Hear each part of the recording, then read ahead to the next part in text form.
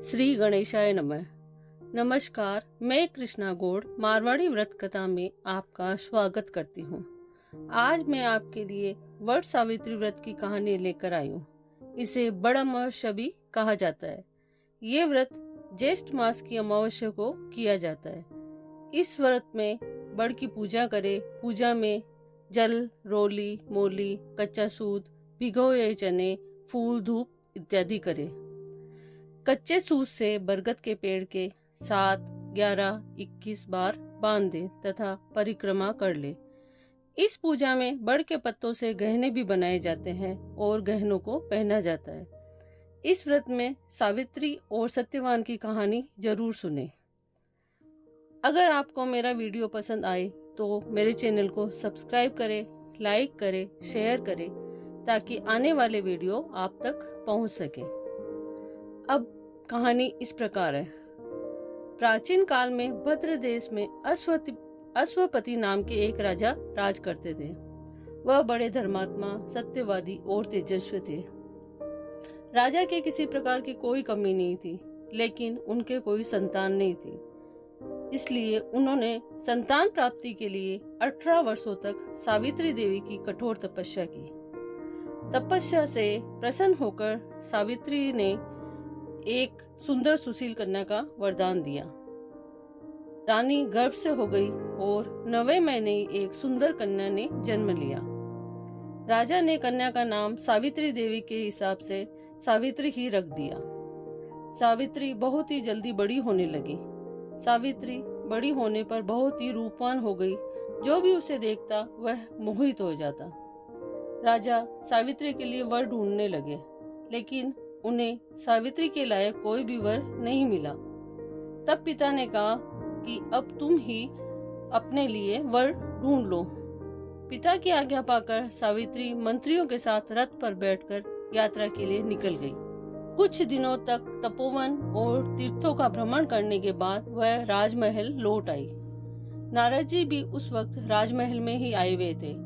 सावित्री ने कहा, पिताजी, तपोवन में मैं अपने माता पिता के साथ रह रहे धुमत सेन के पुत्र सत्यवान मुझे मेरे लिए योग्य वर मिले, अतः मैंने मन से उन्हीं को अपना पति चुन लिया है।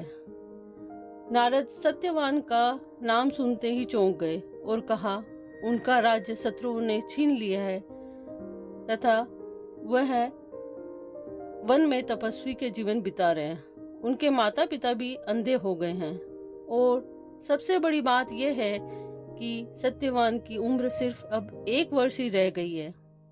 नारद जी की बात सुनकर राजा ने कहा कि बेटी, तुम दूसरा वर चुन लो। लेकिन सावित्री सती थी। उसने कहा, पिताजी, अब तो मैं अल्पायु हो या दीर्घायु, मैंने तो उन्हीं को अपना पति मान लिया है। अब दूसरे को अपना पति कैसे मान सकती हूँ। सावित्री की जिद के आगे राजा ने सावित्री का विवाह सत्यवान के साथ कर दिया। धीरे धीरे वह समय नजदीक आ गया जब सत्यवान की मृत्यु होनी थी। सावित्री ने 4 दिन पहले से ही व्रत रखना शुरू कर दिया और जब सत्यवान लकड़ी काटने के लिए जंगल जाने लगा तो सावित्री ने कहा, मैं भी आपके साथ चलूंगी। सत्यवान ने कहा कि तुम जंगल जाकर क्या करोगी, लेकिन सावित्री जिद करके सास ससुर की आज्ञा लेकर वह अपने पति के साथ जंगल के लिए रवाना हो गई। सत्यवान जब लकड़ी काटने के लिए पेड़ पर चढ़ा तो उसके सर में जोरदार दर्द होने लग गया। सत्यवान पेड़ से नीचे उतर गया। सावित्री समझ गई कि उसके पति का अंतिम समय आ गया है। सत्यवान बेहोश हो गया।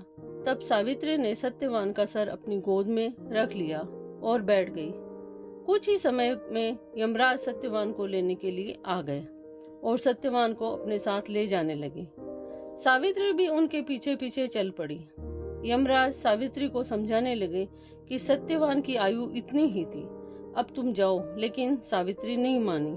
उसके पति धर्म को देखकर यमराज ने कहा कि तुम मुझसे कोई वरदान मांग लो। सावित्री ने कहा, मेरे सास ससुर अंधे हैं, उन्हें दिव्य ज्योति दे दो।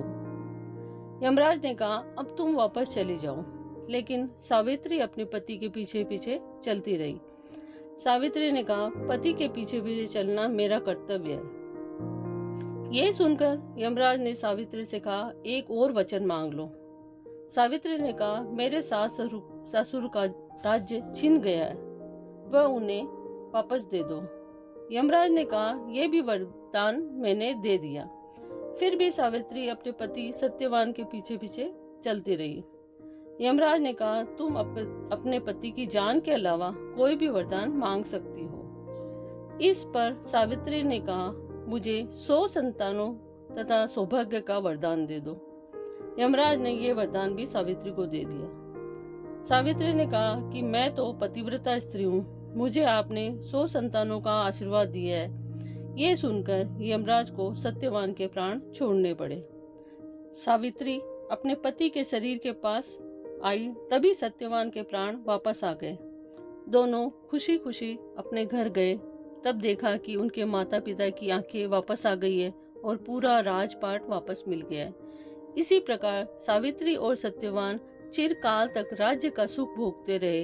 इसी प्रकार जो भी वट सावित्री व्रत करता है उनका जीवन सुख पूर्वक बीतता है। जीवन साथी की लंबी उम्र होती है, कोई संकट आता है वह भी टल जाता है। इसलिए जब भी वट सावित्री का व्रत करे तब ये सावित्री सत्यवान की कहानी जरूर सुने। जय सावित्री माता। धन्यवाद।